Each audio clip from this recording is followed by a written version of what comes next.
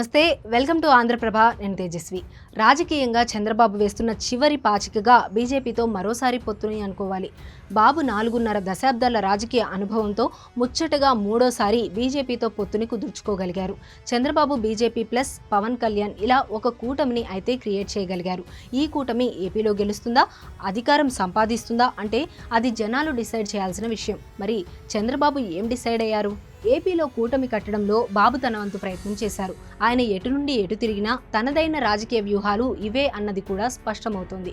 బీజేపీతో బాబు పొత్తు కుదుర్చుకుంటారని 2019 ఎన్నికలు అయిపోయి జగన్ అధికారంలోకి వచ్చిన మొదటి రోజు నుంచే అంతా అంటూ వచ్చారు. మొత్తానికి 2024 ఎన్నికల షెడ్యూల్కి కౌంట్ డౌన్ స్టార్ట్ అయిన నేపథ్యంలో చివరాఖరులో ఈ పొత్తు కుదిరింది. అసలు ఈ పొత్తు వెనుక ఎవరున్నారు, ఎవరి ఆశలు అవకాశాలు ఏమిటి అన్నది మరో చర్చ. బాబు వరకు చూస్తే ఇలాగే చేయాలనుకున్నారు. 2014 నాటి సక్సెస్ని రిపీట్ చేస్తామన్న సెంటిమెంట్ని నమ్ముకున్నారు. ఈ పొత్తు రూపంలో బాబు చెల్లించిన మూల్యం ఏంటి అంటే 30 ఎమ్మెల్యేలు, 8 దాకా ఎంపీ సీట్లు బీజేపీ జనసేన కూటమికి ఇవ్వడం. ఇది ఎక్కువ తక్కువ అంటే ఎవరికి తోచిన తీరున వారు విశ్లేషించుకోవచ్చు. అయితే ఈ రోజుకు కూడా ఈ కూటమిలో ఉన్న 3 పార్టీలో మొత్తం 175 సీట్లకు 175 సీట్లలో అభ్యర్థులను నిలబెట్టే సత్తా ఉన్న పార్టీ టీడీపీ అన్నది ఎవరైనా ఒప్పుకుంటారు. అలాగే పోలింగ్ బూత్ లెవెల్ దాకా క్యాడర్ ఉన్న పార్టీ కూడా టీడీపీనే. 40% ఓట్ షేర్ ఉన్న పార్టీ కూడా అదే. మరి అలాంటి టీడీపీ 2019లో సొంతంగా పోటీ చేసి భారీగా ఓట్ షేర్ తెచ్చుకున్న సీట్ల పరంగా దారుణమైన నంబర్ని చూసింది. బహుశా ఇదే పొత్తులకు శ్రీకారం చుట్టే అంశమై ఉండాలి.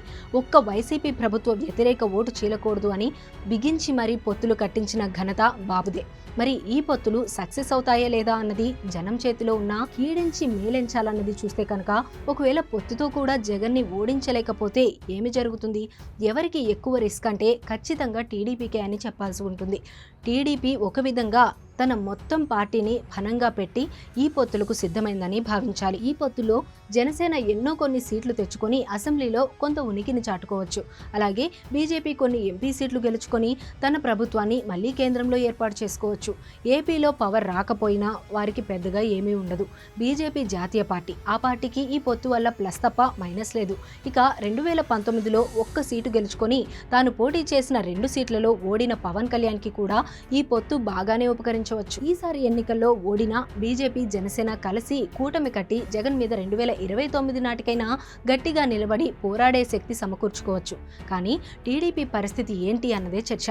ఒకవేళ ఇంత పొత్తు కట్టి కూడా టీడీపీ కూటమి ఓడితే పసుపు పార్టీకే తీరని దెబ్బ పడుతుందని అంటున్నారు. అంతేకాదు, కోరి ఏపీలో బీజేపీ జనసేన ఉనికిని బలోపేతం చేసి తాను తెర వెనుకకు తప్పుకునే దారుణమైన పరిస్థితులు రావచ్చు.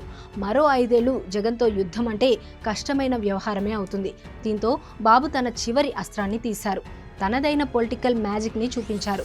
లాస్ట్ పంచ్ ఇదే అని చాటి చెప్పారు. మరి ఈ లాస్ట్ పంచ్ టీడీపీది, చంద్రబాబుది అయితే ఈసారి సక్సెస్ కిక్ ఎవరిది అన్నది పెద్ద ప్రశ్న.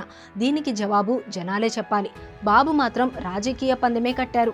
ఏకంగా టీడీపీలోకి సీనియర్లు, ముఖ్య నేతల ఆశలను సైతం పక్కన పెట్టి 30 ఎమ్మెల్యే సీట్లను మిత్రులకు ఇస్తున్నారు.